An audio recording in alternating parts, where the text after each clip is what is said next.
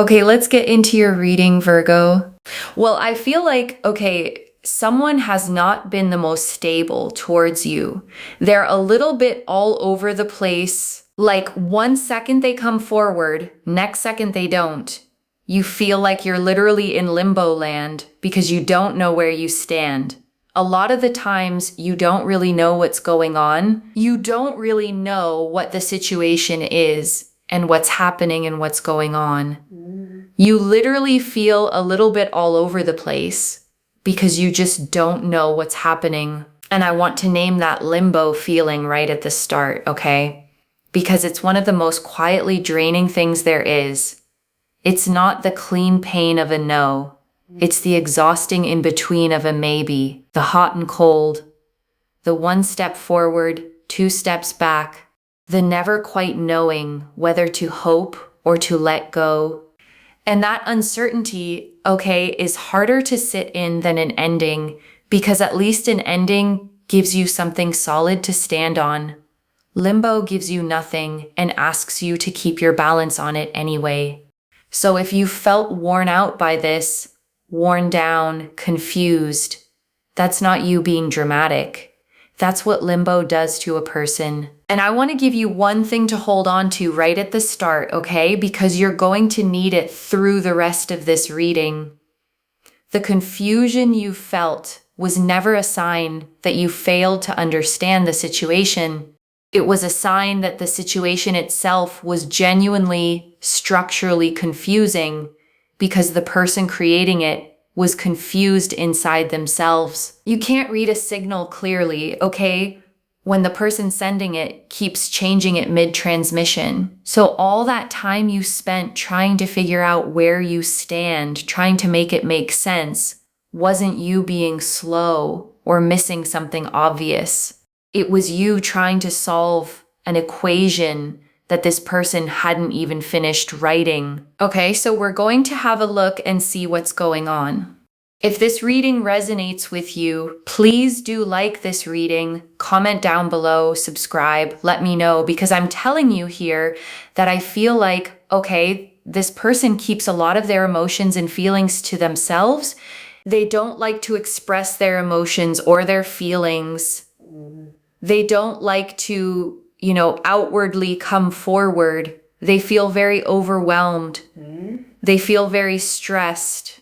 They tend to get a little bit defensive when it comes to expressing emotions or being forced to express emotions. If you've ever tried to get emotions out of this person, you know how difficult it is. You also know that when you try to express your feelings to them and you expect them to respond something back, they become very defensive. They become very overwhelmed. And they become very, very chaotic. And they can become very sort of also argumentative. Or they can shut down. They have this fight, flight, or freeze response where they either freeze and they don't know what to say. They either fight, okay, in return, or they take flight. And you're just like, wait, they just changed the topic so quickly. That is how you know, okay, that is how you know. And I want to explain what's actually happening in those moments, okay? Because it helps to see it clearly instead of taking it personally. Fight, flight, or freeze isn't a choice this person is making. It's a nervous system reflex, the same one that fires when a body senses real danger. So when you bring up a feeling, okay, and they suddenly get sharp or go blank, or change the subject so fast your head spins, their body has misread a vulnerable conversation as a threat. It's reacting to protect them, as if your honest question were something to survive, and that's not something you did, okay? You didn't push too hard or ask wrong. You just knocked on a door that this person has kept bolted shut for so long that even a gentle knock sets off every alarm inside them. And I'm telling you, this person here is someone that has not ever been super, super comfortable with expressing their emotions or being vulnerable. They've had a very hard time expressing their emotions, being vulnerable, talking about, what really bothers them or how they feel and their feelings. The Fool, they found it very, very hard to do so as a child because the Fool energy is a childlike energy, right? And so they found it very hard to do that. And the Fool shows a figure at the edge of a cliff, okay? A small bag on a stick, a little dog at their heels, face turned up to the sky, completely open, completely unguarded. And it's the card of the child, of innocence, of the part of us that feels everything before the world teaches us to armor up. And I want to sit with what it means, okay, that this person's difficulty with emotions traces all the way back to childhood, because nobody is born unable to be vulnerable. A child who learns to lock their feelings away usually learned it because somewhere early being open didn't feel safe. The tenderness got punished or dismissed or ignored. And so they learn to hide it, to protect it. So when this person shuts down on you now, okay, or gets defensive or changes the subject the second things get real, you're not seeing someone who doesn't feel. You're seeing a child who learned a long time ago that feelings were dangerous to show. Still running that old program in a grown body. And I want to be tender about that child for a second, okay? Because they didn't choose to become guarded. No kid decides on their own to stop showing their feelings. They learn it the hard way from what happened when they did show them. Maybe they cried and got told to stop, okay? Maybe they opened up and it got used against them. Maybe they reached for comfort and found none. Enough times that some small part of them concluded it's safer to just not need anyone. And a lesson learned that young wires itself in deep. So the guarded adult you're dealing with now, okay, is protecting a child who got hurt for being open. That doesn't excuse how they treat you when they're cold or defensive. But it does explain that their walls were built long before you arrived against dangers that had nothing to do with you. So this is someone that you know. This is someone that you felt connected to. This is someone that you've been around. The Five of Cups. And with the Five of Cups, you can see here that this person has been through a lot of trauma and a lot of difficulty, a lot of heartbreak, a lot of deceit, a lot of, being deceived and being belittled and being hurt and feeling frustrated and feeling challenged and genuinely feeling very, very upset. This person has been through a lot. Throughout all of that, though, they have seen you as the constant figure of being very, very stable. They have seen you as a constant. Now, what does that mean? Well, your character hasn't shifted. You've still been a loving, kind, caring, graceful human being. Your character in its essence has not changed. It has not differed. It has not been any different. You've always been a loving person. You've always been very supportive. You've always been very sweet, right? Of course, there are moments where you stood up for yourself because you felt like their behavior maybe wasn't so great. But you've always been a very supportive, kind person and held your boundaries. And I want to pause on that word constant, okay? Because it's quietly one of the highest things anyone can be called in a world where most people are weather changing with every mood and circumstance. You were climate, steady, reliable, the same warm person on the good days and the hard ones. And that kind of steadiness, okay, often goes unthanked because it doesn't demand attention. The dramatic people, the ones who run hot and cold, they pull all the focus. But the constant one, the one who's just reliably there, tends to get taken for granted, precisely because they never make anyone worry. So I want you to hear this clearly, okay? The fact that your steadiness didn't get noticed sooner wasn't because it didn't matter. It's because you made it look easy and people rarely thank you for the burden you carried gracefully. But this person is noticing now, and your constancy is exactly what they can't stop thinking about. And the Five of Cups, okay, shows a cloaked figure standing with their head bowed, 3 cups spilled on the ground in front of them, but 2 cups still standing upright behind them.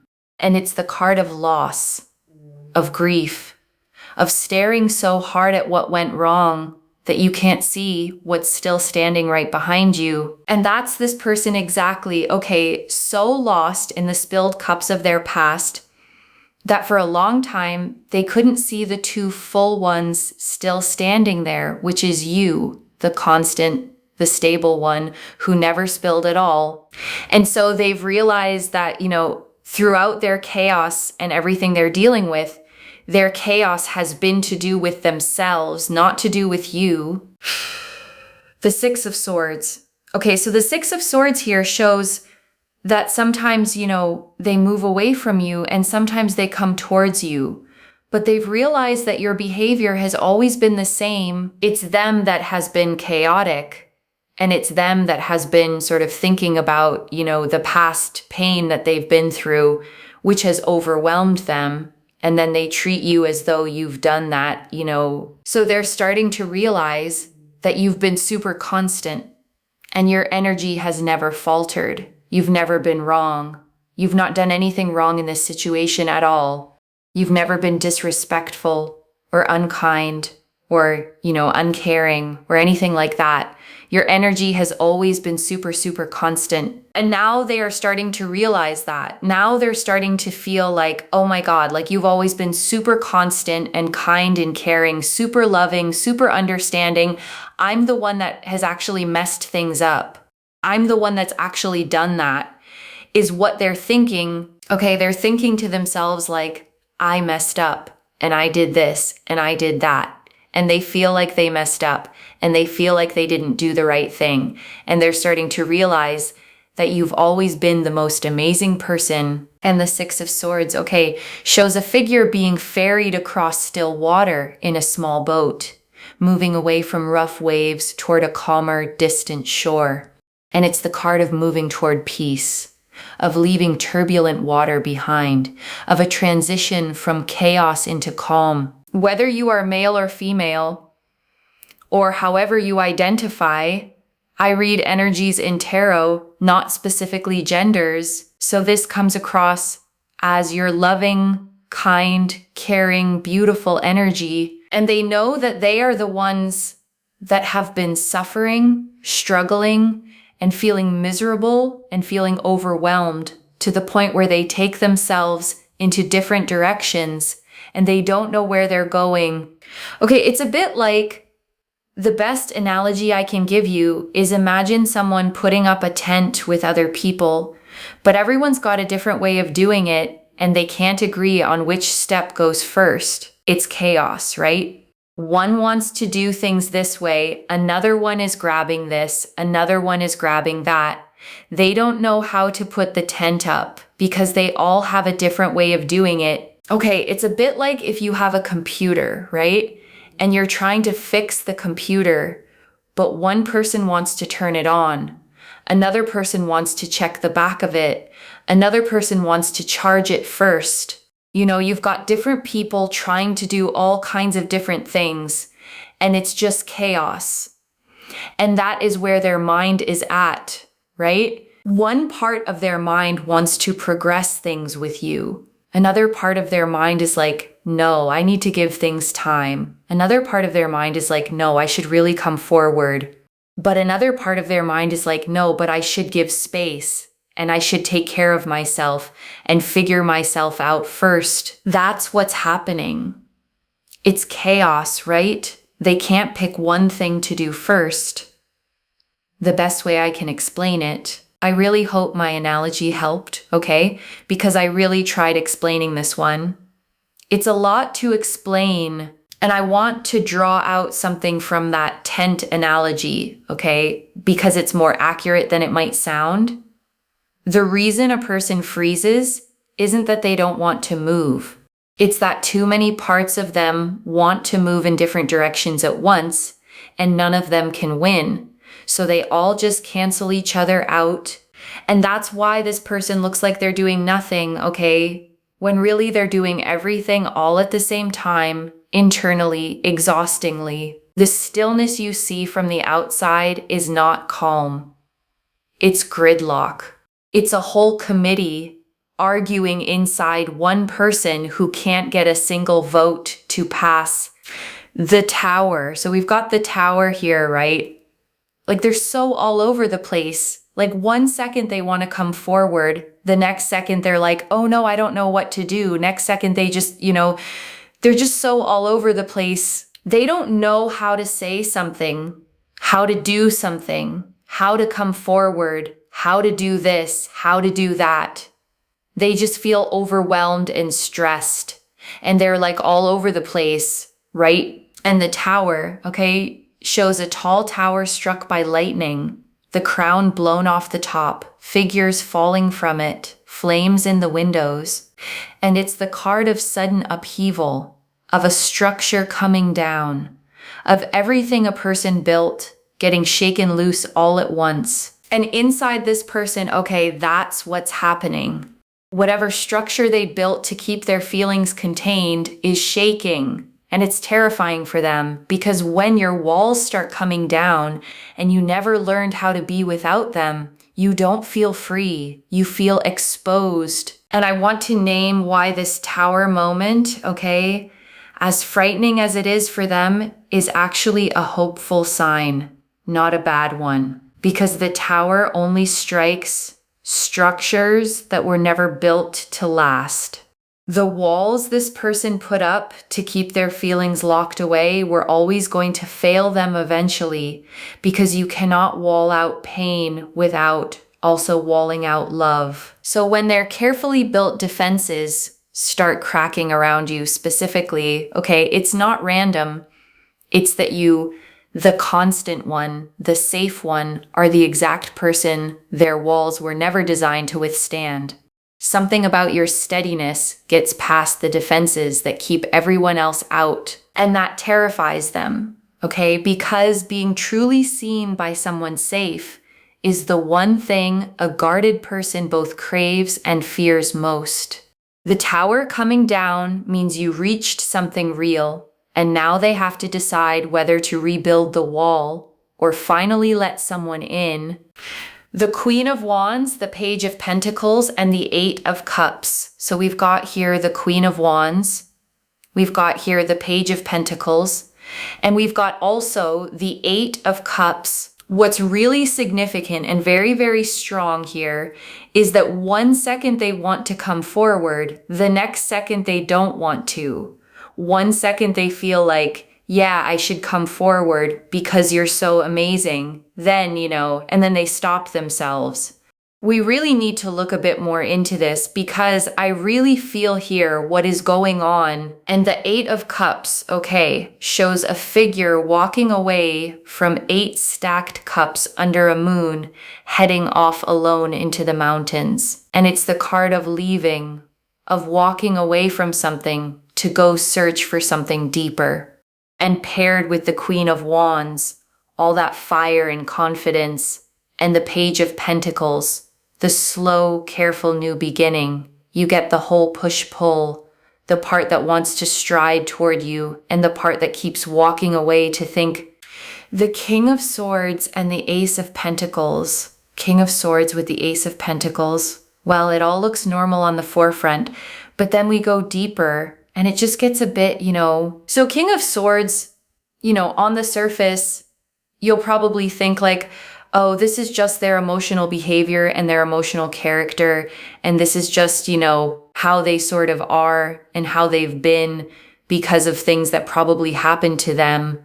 But then we dig deeper and we have an angel here that's guiding us in a direction that's quite powerful. And the King of Swords, okay, sits facing forward on his throne, sword upright, a clear sky behind him, butterflies carved into the stone, and he's the card of clarity, of truth cutting through, of finally seeing a situation exactly as it really is. And here's the deeper truth the King of Swords is cutting to, okay? And I want to say it carefully because it matters. I really feel here that whilst things on the surface may look like, oh, they're just dealing with a lot behind the scenes, I feel like they've been betrayed a lot. I feel like they've been backstabbed. And I feel like people have done things onto them. And I want to be really honest with you about what that does to a person, okay? Because it explains the erratic behavior better than anything else could. When someone has been betrayed enough times, backstabbed by people they trusted, their whole nervous system stops being able to tell the difference between safety and danger. So even with you, okay, even with the one constant, stable, kind person in their whole life, a part of them flinches, braces, pulls back, not because you've done anything, but because betrayal taught them that closeness is where the knife comes from. And until they heal that, they'll keep reacting to the memory of their pain instead of to the reality of you. And I want to go one layer deeper on this, okay? Because it's the key that unlocks the whole reading. A person who's been betrayed enough doesn't just get cautious. They develop a kind of tragic logic where the closer someone gets, the more dangerous that person feels. Because in their experience, closeness is precisely what gave the last person the power to wound them. So watch the cruel irony of it, okay? The safer and more constant you are, the closer they let themselves drift toward you, and the closer they drift, the louder that old alarm gets until they panic and pull back right when things are going well. It looks like rejection. It's actually fear of how much they're starting to feel. And that's why the hot and cold happens exactly when it does, okay? It's not that they lose interest. It's that the moments they pull away tend to come right after the moments they got closest, because closeness is the trigger and retreat is the reflex. Understanding that won't fix them, but it will stop you from blaming yourself for a pattern that was set long before you. And that's why there's no consistency. Okay, if you look at this person at work, for example, you will feel like there is no consistency. One second they want to turn up, the next second they may not turn up. One second they turn up with good energy, the next second they turn up with not very good energy. The strongest way to look at this person, okay, is to see, number one, their emotions and how they act towards you. And the second way is their work environment, how they are in their work environment, because let me tell you, both of those aspects show a person that's all over the place, and that, I think, is to do with everything they've carried. And I want to say something clearly here, okay? Because I know a reading like this can leave you wanting to fix them. You can't heal another person's betrayal wounds for them. That's their work to do, on their own side, in their own time. What you can do is stop taking their inconsistency as a verdict on you, because it never was one. Their chaos was never a message about your worth, okay? It was the echo of everything that was done to them before you ever came along. The Queen of Cups and the Five of Pentacles. We also have here the Queen of Cups and also the Five of Pentacles. So I'm telling you, listen, I do believe that this person will get themselves to a much better place. They are very all over the place. They are sabotaging their own life. They feel confused. But I do believe that's because behind the scenes, there is something much deeper going on. All that betrayal, all that backstabbing that we have looked into. And the Queen of Cups, okay, is the most emotionally deep, compassionate, nurturing card in the deck. A woman gazing into an ornate cup, completely in touch with her feelings. And the fact that she's here tells me that underneath all the chaos, this person has a deep feeling heart. The capacity for real emotional depth is in there. It's just been buried under everything they're protecting themselves from. And the Five of Pentacles, okay? two figures out in the cold, passing a warm lit window without looking up at it, is the card of feeling shut out, of not letting yourself reach for the warmth that's right there.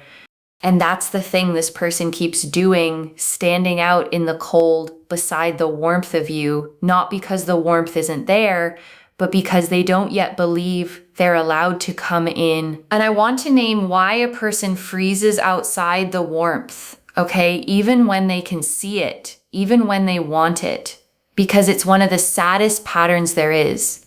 When someone grows up not feeling worthy of warmth, they don't experience a warm, open door as an invitation. They experience it as a test they're sure they'll fail, or a kindness they're sure they'll ruin. So they stay out in the cold, okay? Not because they don't want to come in, but because coming in would mean believing they deserve to be inside. And that's the exact belief their whole history taught them to doubt. And I tell you this, okay? Not so you'll go drag them through the door, because you can't.